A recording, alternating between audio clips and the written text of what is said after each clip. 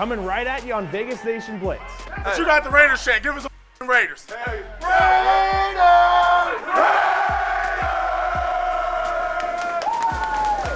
Vibes are up after the Raiders pick up a gritty win on the road. There has to be an intent and a play style that we talked about, that we practice, that we've been preaching since day one, and it's not showing up on game day. Unpacking the win, looking ahead to their home opener, and more. Vegas Nation Blitz starts right now. Powered by the Las Vegas Review-Journal, this is Vegas Nation Blitz. Presented by D&R House of Diamonds, making luxury affordable. Located in the One Summerlin building in downtown Summerlin. The embrace making rounds on social media. That moment right after a sweet victory between AP and GM Tom Telesco going viral. Review Journal's Vinny Bosnignore caught it on cam in the tunnel postgame. We'll be hearing from him later on in the show. Antonio Pierce, though, despite the excitement in that video, is still not content with where his team is at. There's a lot of things in that first quarter that was ugly. In that first half, that was ugly.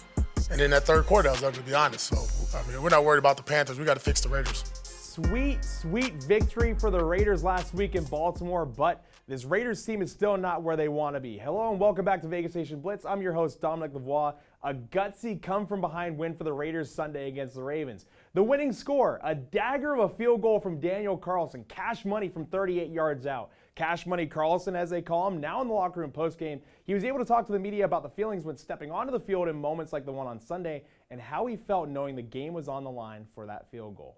I get more comfortable, the longer I've been in this and stuff. And I mean that at the end of the day, everybody gets nervous, but that's part of the fun.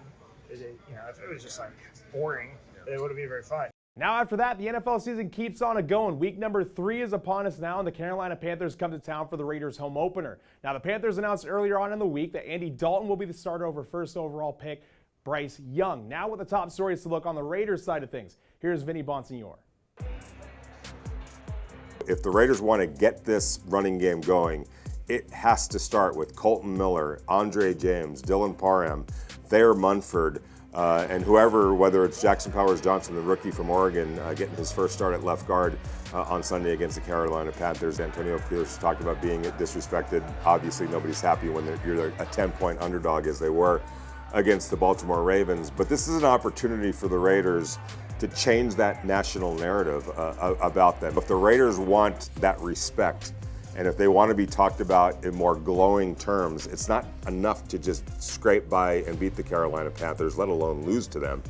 It's about dominating this game in a way that reflects how much better they are than the Carolina Panthers. Coming up after the break, Heidi Fang is going behind the scenes with one of the rookies. Dylan Laube out of New Hampshire talks with Vegas Nation as one of the standouts from Soul Train.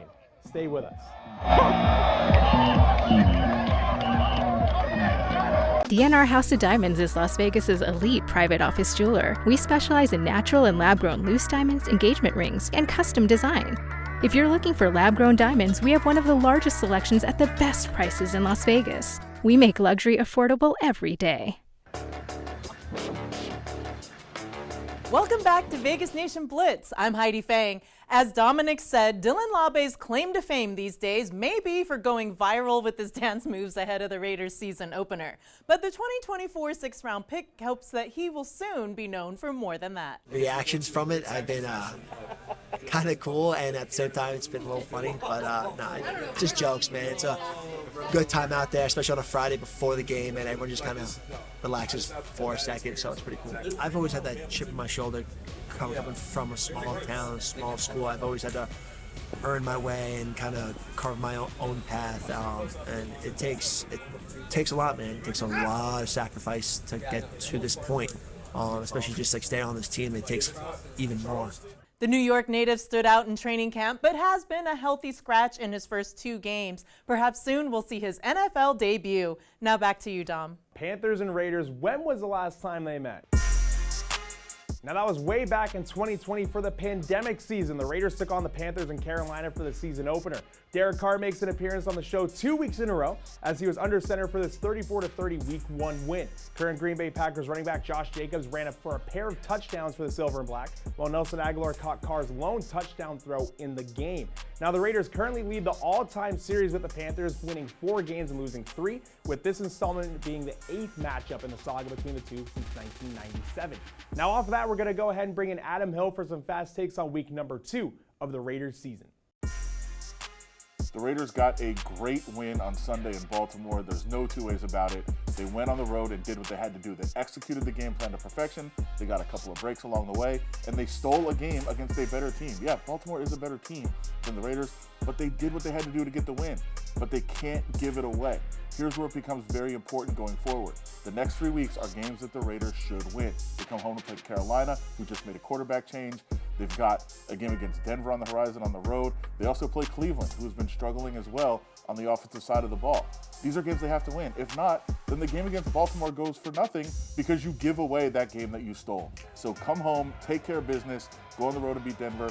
You have to do that or else that game goes away in the grand scheme of things. And the Raiders don't want to do that. They have to keep the momentum going, move forward, and take advantage of the breaks that they got on Sunday to turn in a 4-1 start to the year. And then you can start talking about what that means going forward. Thank you, Adam, and thank you all for joining me once again on Vegas Nation as we gear up for the Raiders home opener. Make sure, as always, to stay connected with us on social media and the web so you can be up to date with the Raiders news before game day. Now, once again, thank you all for watching. I hope to see you right back here for Vegas Nation Game Day later on this week. Powered by the Las Vegas Review-Journal, this is Vegas Nation Blitz. Presented by DNR House of Diamonds, making luxury affordable. Located in the One Summerlin building in downtown Summerlin.